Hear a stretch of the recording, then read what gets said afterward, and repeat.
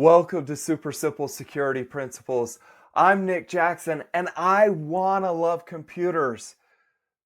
They don't love me back. I'm learning how to stay safe online from my good buddy and master guardian, Makani Mason. Woo! He wrote his first computer program at the age of 6, sealing his fate as a computer geek. That's it. He knows his stuff, folks. Now he spends his time teaching people like me and you how to stay ahead of the digital threats we face and those bad guys. He keeps it simple and we love it. Learn along with me each week. I'll ask the questions and make sure he keeps it super relevant and super simple for us. If I can do it, you can do it too. All right, man. You ready for this? This is episode 64. Makani leaked his own data. Here are the questions we'll be answering in today's episode. Why is Makani sharing his story?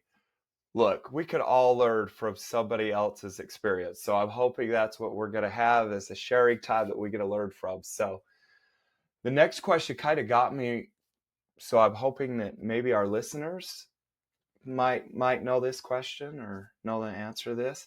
What is a domain name register? I was assuming something like GoDaddy, but we'll see. This one got me because I wanted to correct your question. I thought it was a grammatical error. What is whois? Who is one word? Who is one word? Yeah. What is whois data?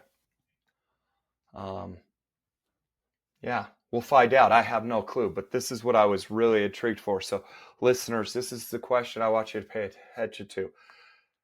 How can it help me stay safe online? Okay, so we're going to answer what is whois data and how can it help me stay safe online? Right? Yeah, one of those weird geek things, I know, not a man. typo. I know. Like, come on, let's get with this. That said, I'm kind of pumped. Like I'm ready to see how these two work together and hear your story, man. We got to hear about other people's stories, other experts that leaked their data on accident. But let's find out about yours, man. Where are we going to start? Yeah. Well, like you said, we've been talking about that Troy Hunt specifically in the last couple episodes. Yeah. And so while we were doing that one to just kind of continue in the same vein, and there's a few like technical lessons that we can learn. We'll talk about the domain registrars and things, but really the biggest reason is is the same reason we've been focusing on in the last two episodes. And this is one of our overall missions long term, and it's to help do everything we can at least to remove the stigma, the shame, the blame surrounding online security and technology. Right. I've been tinkering, as you know, on computers since I was 6. Yeah. I've been earning money from writing code since I was 15. Holy crap! You were 15 when you started writing code for money? Yeah, I got my first paying job when it was for, a neighbor, somebody who knew me and knew my dad and whatever. So, a small time, but yeah, that was my first one. And anyway, yeah, extracting some information from a database on a CD about satellite dealers that he wanted to market to and stuff. So anyway, it was fun. Very cool.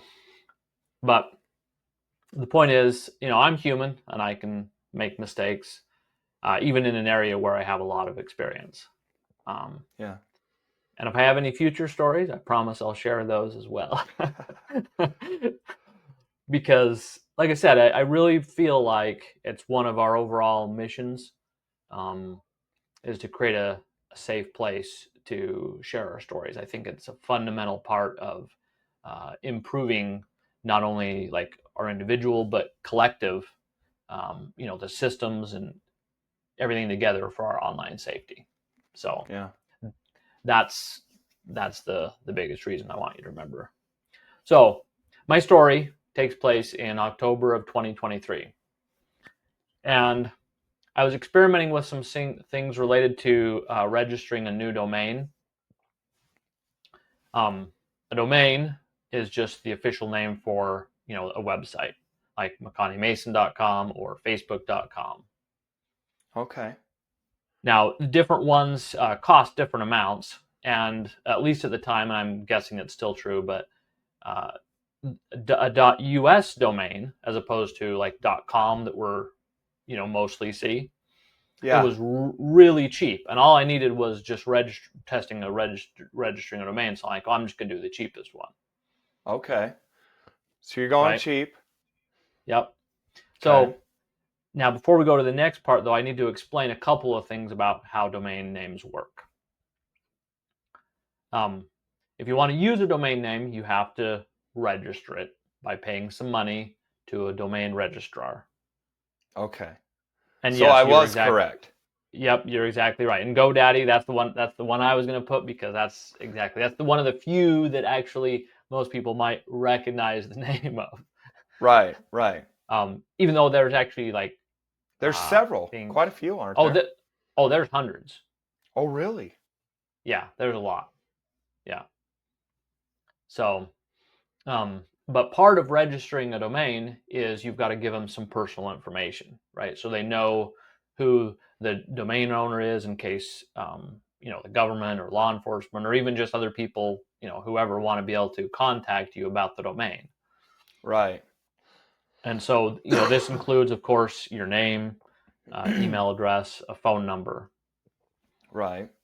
And this data is stored in, and this is where we get back to one of our open questions. It's what originally was called, it's migrated now, but it's still, a lot of people think of it, and anyway, it's technical, but the whois system that I referenced. Okay.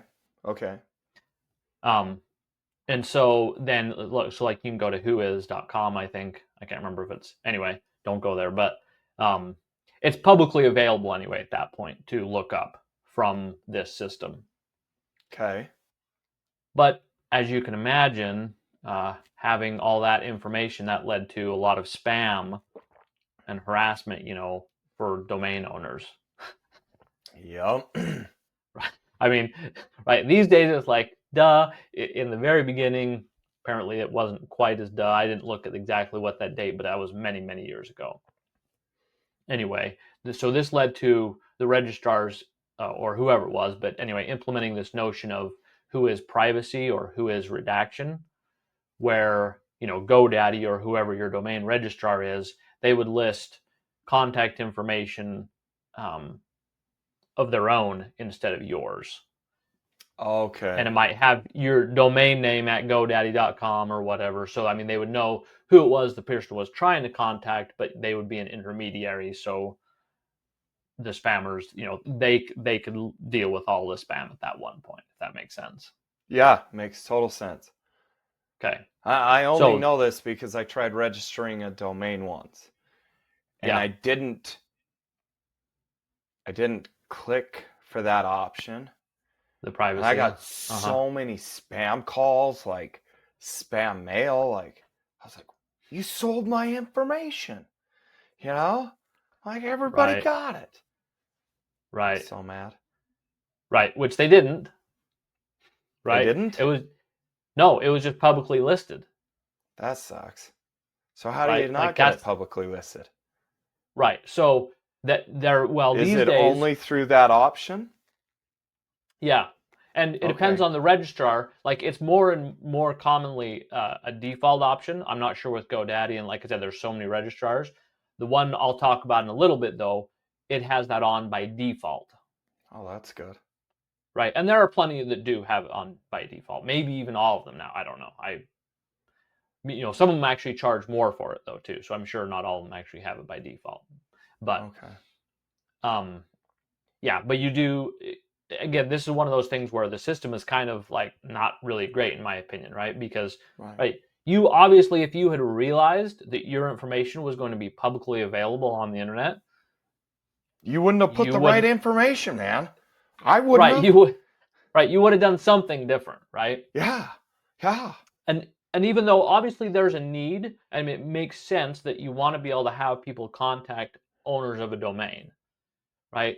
There's a lot Right. of technical solutions you can go about. I mean, the whois privacy one is a simple one that works pretty well, but that should be built in from the very beginning, in my opinion. And anyway, it's kind of bad, right? Right. Like you shouldn't have been able to accidentally leak your data online in such a public way. Right. Right. Agreed. And well, and just so you know, Nick, that is one of the like I mean, everywhere on the internet is in a way is public if it's not behind a login and password, right? But Right. the domain registration is way up there because hackers and scammers, they're always watching for like new websites so they can go hack the website. So their eyes are laser focused on that information all the time. So Yeah.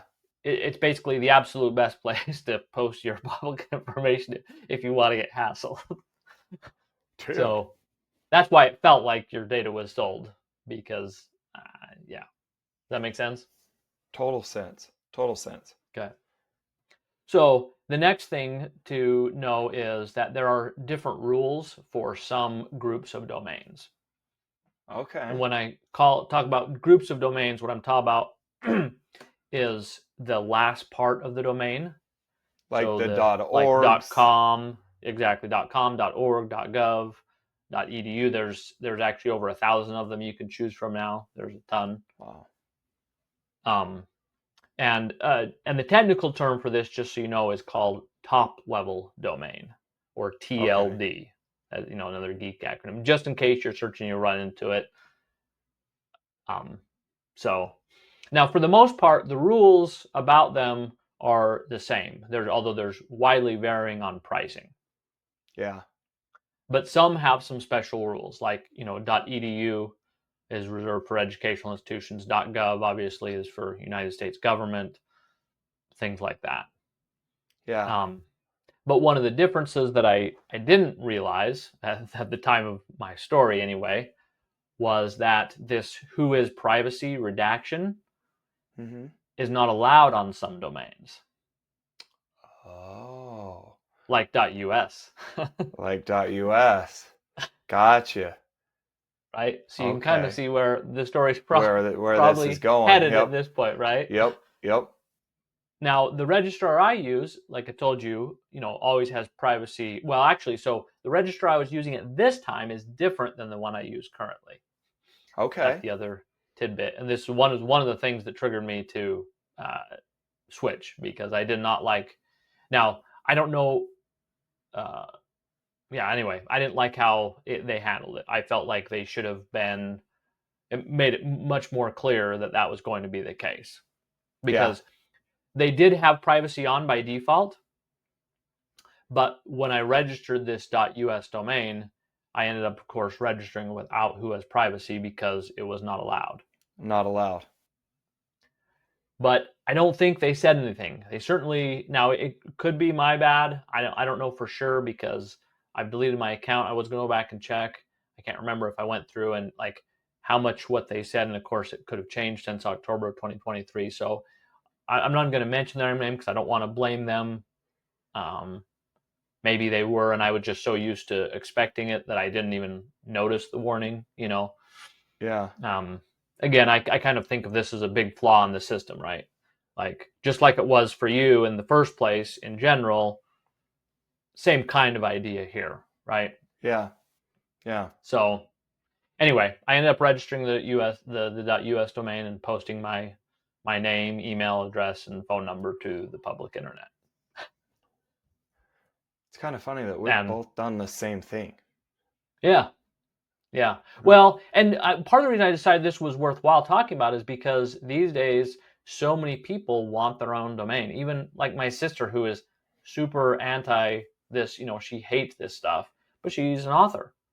Mm-hmm. And, she wants a website as a Right. place for people to come find her, and it makes sense. Right. So, I mean, anyway, so registrars are and domains, a little bit of basics on that I felt like was useful. So, Absolutely. Absolutely. So here's one funny thing. The email address I put on there, and we talked about this back in episode 17, but it Yeah. was unique to that registrar, So you right? knew exactly where it was coming from. Exactly. Yeah. Well, and one of the benefits of that is I could just block that address and no Yeah. harm done. Yeah. Now, I have to mention though, in this case, I decided not to block it. I still haven't blocked it because, like we talked about in that episode, I get almost no spam because as soon as I get one spam to an address, I block it. Right. Right. So I only get a handful, but I'm like, I want to see more examples of spam, and I'm not getting much, now that I'm like teaching people, and I want some more, coming in. So I've just left that open. So you So know, send your spam to Makani. yeah, I don't know if I'd go that far, but yeah, I mean, I left it open. So, um, yeah, so I figured that was kind of a funny tidbit, but then my phone number, though, you can get virtual phone numbers. They cost a little bit more, although there's some level of free you can get. But I did have my real phone number in there, Yeah. um, because I guess I was more worried about like my domain being dependent on a virtual phone number that was like owned by Google, or one of these other virtual phone numbers provided. I don't know if that's really a valid. I'm still thinking about that one, but I was Right. more worried about that anyway at the time than the privacy of my real phone number. Um, Okay. and again, the upside, I was like, well, now I get some more experience in, fighting spam calls. So, I ran an app that blocked spam calls for a while, and I've just been running my own and doing the built-in reporting and stuff. And I mean, it was definitely really bad for a while, um, but it's tapered off. It's not too bad now. So, anyway, but that's my story. Nice. Nice. I can relate to that story only because I thought I was the only person that made that mistake. So it's kind of funny that now I had made my mistake years before, and so I quit using GoDaddy because I was so mad. I was like, "What?" Like, Yeah. I still have a service that I pay for that blocks spam calls. So yeah, Yeah, because well, I'll talk I about that. made the mistake of using my real phone number too. Yeah, So yeah. Well, so lessons from this, Nick. Obviously, we both know that one of the lessons is when you register a domain, be careful, um, and know that this whois privacy is available for most domains and through most registrars. Um, and though I would say even with the whois privacy enabled, I still, and this is one of my universal recommendations, but is use a virtual email address. yeah, Um, yeah. Using a virtual phone number, I think is probably a good idea. Again, though, even though I didn't. Um, and for most people, like our listeners, and is hover.com. Okay, Okay. is a simple, clean, trustworthy domain registrar. That's Hover.com. hover.com. Yep. Okay, so if you're going to register something, shout out to hover.com. You've done things right. Yeah. Go there. Well, and if you go look at their thing, and go through and use their service compared to GoDaddy or Namecheap or any of the big ones, I mean, they are all about the upsell, and it's so noisy. They have sales and like all sorts of crazy stuff. And Hover, of course, has a tiny bit of that going on, but man, I would put it at like 5% of the noise and fluff that most registrars have. Awesome. And so it's just, for most people, it really does the job. For some of our domains, I'm going to end up actually switching, as we grow, to Cloudflare, Okay. just because they have some more security features and things. But for most people, hover.com is going to be just fine. Excellent. And they Excellent. have, you know, built-in privacy. And actually, I walked through just yesterday checking if I tried to go register a .us domain, and I mean, they didn't I wish they would have made it a lot more prominent, like a big red, block of text or whatever. They did not do that. They definitely messaged it when you went to, your checkout process. It said, normally it'll say, free whois privacy is included with your purchase. Yeah. And this time they said they couldn't because it's not allowed. But like I said, it wasn't red or blinking or, Anything that gave you any indicators of what was going to happen.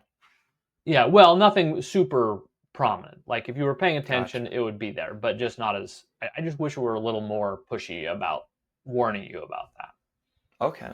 Okay. But I don't know. I guess they're.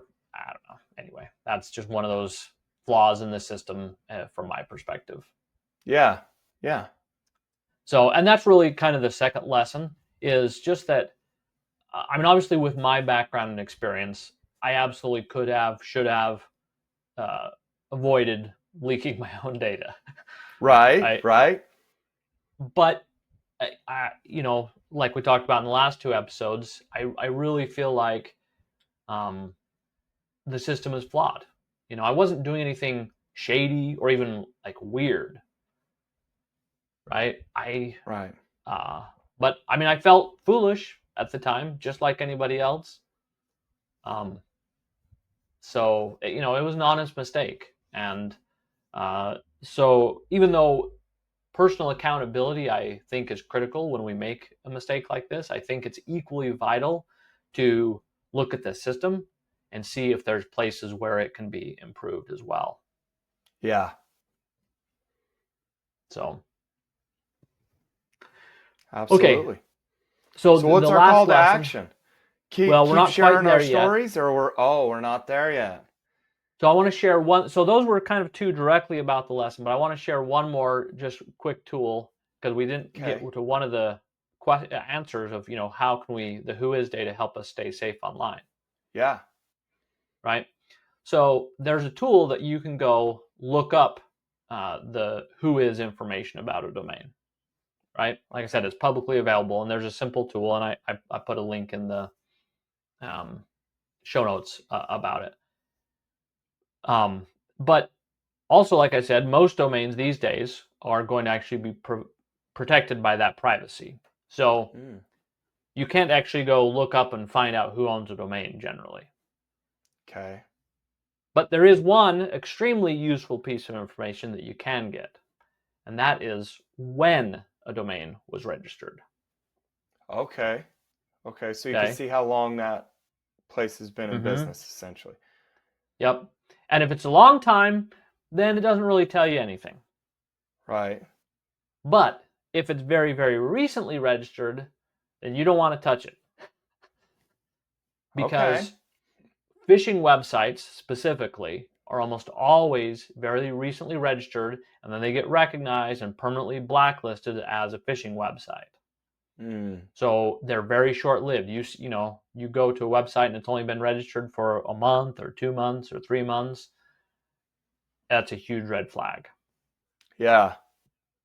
Now, obviously, if you're listening, it's like, yeah, am I going to go check the domain registration on every website I visit? No, I get that. So I'm not really suggesting that you should. But there's one case when you might manually do it. If you're looking to spend money on a website that you've never spent money on before, and it's not a common one like Walmart or eBay or whatever, Yeah. then you might consider looking it up, right? Okay. Yeah. And as you know, Nick, we actually have a tool, Link Lantern, Yeah. right? linklantern.com. And I love it. link in the show notes for that too, to make this super easy. And it gives you a lot more information than just the domain age. And still in beta, so we're working on it. But one thing that Kem and we realized recently is we need a browser plugin version of Link Lantern. That Nice. way, That'd be every time you genius. visit a website, it can automatically do that check, and it Yeah. can just kind of be, we can give a very simple status of, like red light, green light, even potentially as simple as that. And then you can click on it and dive in for more details if it's, like hey, this has some potential issues that we want you to look at, and it could, even pop up and like warn you, kind of thing. Yeah. So that's in the works anyway. Yeah. That's awesome. That's awesome. Yeah. Dude, can I share a little experience about Leak Lantern? I just ripped my mic off, by the way. Did you see that? Yeah. Yeah. Yeah. Sorry Please about do. that. Okay, so here's my experience, and let me tell people. I send emails daily with links in them. Daily. My other job that I do, I send lots of emails and I send links, especially to our websites. And so, anyways, if you're ever sent a link, so for example, the other day I got an email from you with 3 different links in it. I ran to our link lantern. I plugged those links in. Not only did it tell me it was good to go, but I was able to go directly still to proceed from there, from Link Lantern. So it's super quick and easy to just grab that link, copy paste it, throw it into our Link Lantern real quick, get a quick check. And especially, we've talked about this before. If you're ever emailed a link specifically, don't just click on it. Light it up. That's what we like to call it. Light it up at Link Lantern, man. So. Yep. Thank you. Sorry to interrupt. That's awesome. There. No, that's not an interruption. That's great. Thank you. Yeah. So that's it. That's it. Yep. Yes. Call to action. Do we get a call to action? Yeah. So I debated a lot about this one. So we're gonna do a multiple choice today. You got two you can pick from. The first is simply to visit linklantern.com. Yeah. And put in a website. I suggest doing it once right now, just so it's part of, it's a lot more likely when you actually need it in the moment that you'll remember it and do it. Yeah. So just put in whatever and see what shows up. And the other one is the one I'm, most, emphatic, enthusiastic, passionate about, is the same one, just a total repeat as in episode 62, to share your story. Of when you've, been hacked, or when you did something stupid like I did online. There was no hacking, obviously. That was just my own failure. But, and share it in any format with anyone. I'd love for you to share it with me privately or publicly on the forum or here on the podcast.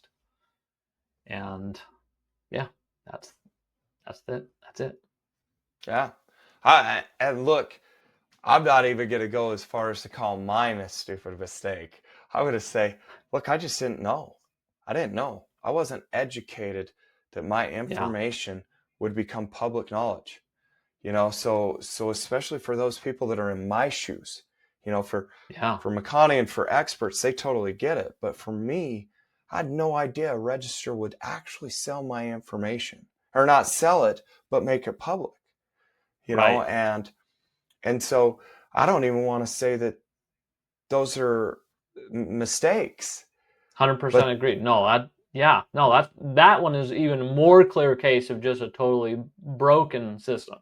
Exactly. And that is why that call to action, sharing your story, is so important, because by others hearing, hey, look, do you know that your information becomes public when you register for a domain?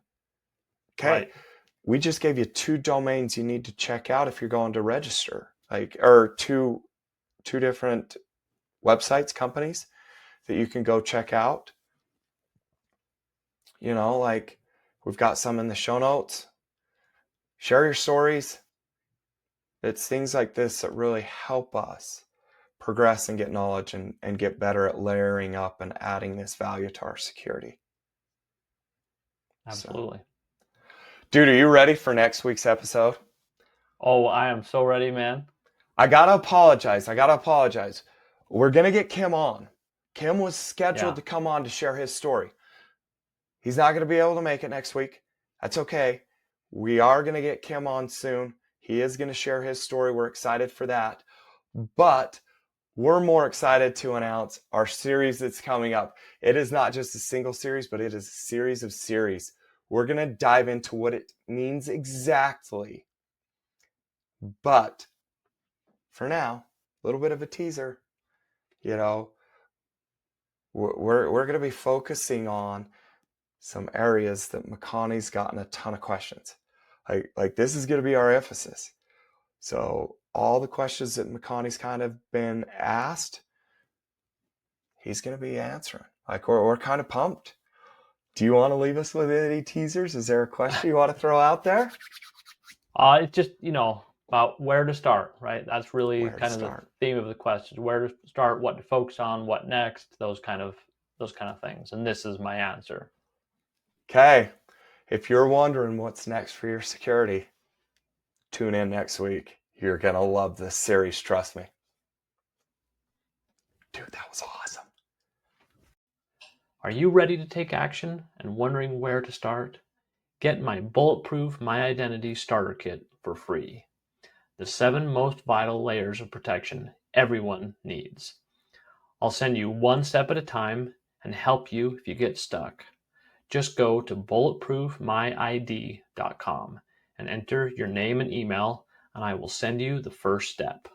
Again, that's bulletproofmyid.com.